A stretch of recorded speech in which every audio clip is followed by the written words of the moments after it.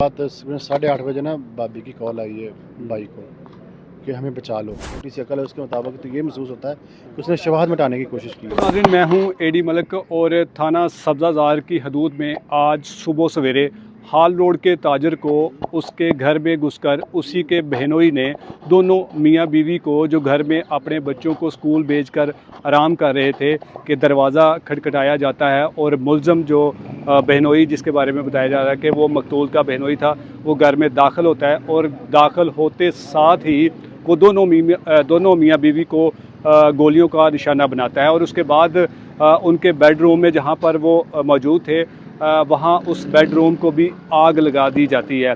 आग लगाने का जो मुलज़म का मकसद था वो यही मकसद था कि घर में शॉर्ट सर्किट का जो एक जो बयानिया है वो बना दिया जाएगा कि जी घर में शॉर्ट सर्किट की वजह से आग लगी और उसी आग में दोनों मियाँ बीवी जो है वो जलकर मौत की वादी में चले गए।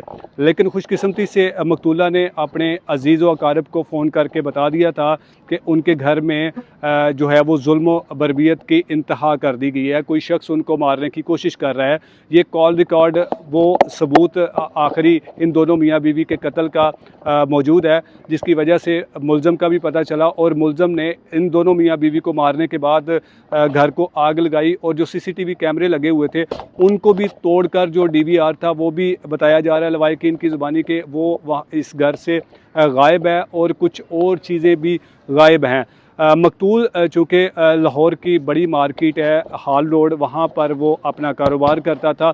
अब मुलज़म क्योंकि इनका करीबी रिश्तेदार है और उसने ये जुल्म क्यों किया, दोनों मियाँ बीवी को क्यों कत्ल किया, उसका क्या मकसद था, पुलिस ने मुलज़म को उसी के अपने घर से गिरफ़्तार करके हवालात में बंद कर दिया और इस वक्त पुलिस जो है वो जो मुलज़म है उसकी इंटरोगेशन में मसरूफ़ है और लवाहिकीन का अब ये मुतालबा है कि उनके प्यारों के साथ होने वाले जो जुल्म है उसका उन्हें ज़रूर इंसाफ दिया जाए। इस वक्त हमारे साथ उनके लवाहिकीन मौजूद है, हम उनसे जानते हैं कि ये वाक़या असल में हुआ कैसे और कातिल की आखिरकार क्या इतनी रंजिश थी जिस वजह से उसने घर में दोनों मियाँ बीवी को कत्ल किया और उसके बाद अपने घर में जाकर वो आराम से बैठ गया जहाँ से वो गिरफ़्तार हुआ। तो आइए उन्हीं की ज़ुबानी जान। भाईजान बताइएगा कि ये वाक़या किस तरह से हुआ और कितने बजे ये सारा कुछ मामला हुआ?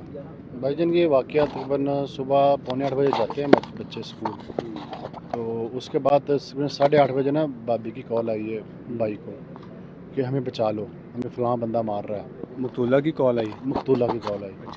तो 7:45 बजे बच्चे जाते हैं। हमने रिक्शे वाले ड्राइवर से पूछा कि जब तुम बच्चों को लेके गए हो तुमने घर के सराउंडिंग में कोई चीज़ महसूस की है? कहते भाई ऐसा कुछ नहीं था, ना इधर कोई बंदा था ना बंदे की ज़ात, सिर्फ मैं था और बच्चे थे, मैं लेके उनको चला गया। तो 8:30 बजे भाभी की कॉल आई है, तो ये तकरीबन 45 मिनट बनते हैं, 45 मिनट के अंदर ये हुआ है। तो मकतूला ने कॉल किसे की और क्या बताया कि घर में कौन घुस गया? मुबशर भाई उनको कॉल की है कि जर्री हमें मार रहा है, हमें बचाओ। जरी कौन है और क्या रिश्ता है इनके साथ? जर्री मकतूल का भाई बहनोई है।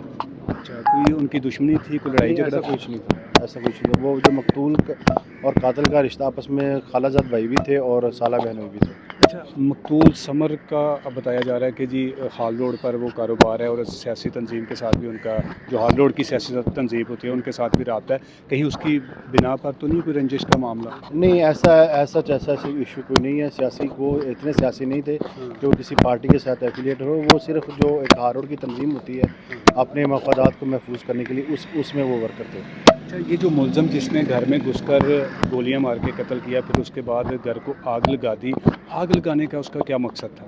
ये तो अब कातिल ही बता सकता है ना उसने आग क्यों लगाई। जो ज़ाहरन पुलिस के और जो हमारी छोटी सी अकल है उसके मुताबिक तो ये महसूस होता है कि उसने शवाहद मिटाने की कोशिश की है। अच्छा, तो वो उसने कोशिश की है लेकिन वो उसमें कामयाब नहीं हो सका। तो वो आपने बताया कि भाभी ने कॉल करके बताया कि जी हमें बचा लो, तो उन्होंने उस वक्त जिसको भी कॉल की थी उनको बताया था कि घर में कौन शख्स घुस आया है और क्या करना चाहता है? भाभी ने बताया कि जर्री हमें मार रहा है, हमें बचाओ।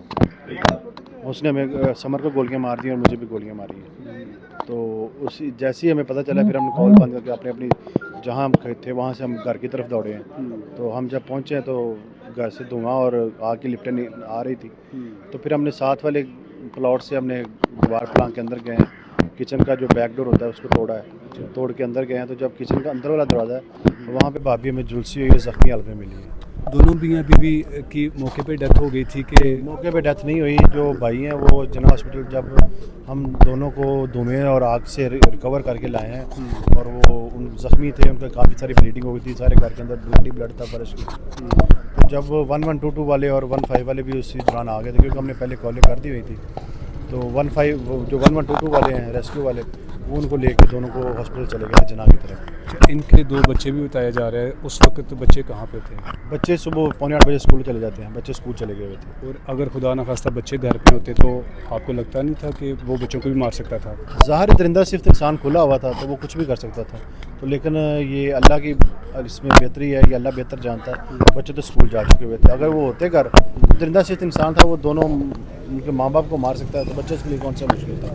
لیکن اللہ کے کرم سے بچے گھر نہیں تھے, بچے اسکول گئے ہوئے تھے. اب یہ ملزم اس وقت فرار ہے یا پھر پولیس نے اس کو گرفتار کر لیا ہے؟ نہیں, ملزم کو اس کے اپنی رائے سے پولیس نے گرفتار کر لیا ہوا ہے.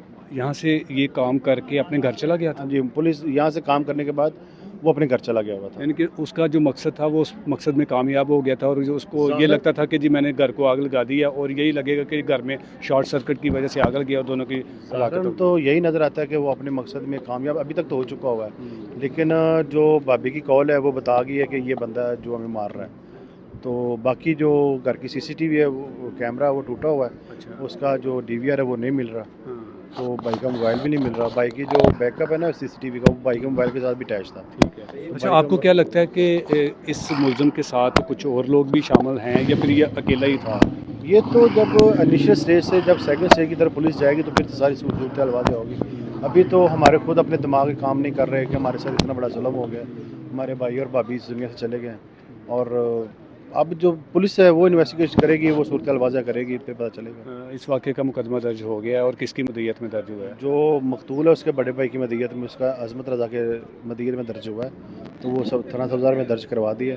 اسی کے بہاف پہ آگے پوسٹ مارٹم رپورٹ چلنی ہے, اسی کے معاملات سارے چلنے ہیں, کیونکہ پوسٹ مارٹم والے بھی کہہ رہے ہیں کہ پہلے FIR کی کاپی لے کے آؤ, تو پھر ہم پوسٹ مارٹم کریں گے اور آپ کو باڈیز دیں گے. بہت شکریہ آپ کا. ناظرین, آپ نے اس واقعے کی جو اب تک کی جو حقیقت ہے وہ آپ نے سنی ہے کہ کس طرح سے مقتول کا بہنوئی ان کے گھر میں داخل ہوتا ہے, اور داخل ہونے کے بعد وہ دونوں میاں بیوی کو گولیاں مارتا ہے, اور اس کے بعد ان کے جو بیڈ روم تھا اس کو آگ لگا دی جاتی ہے.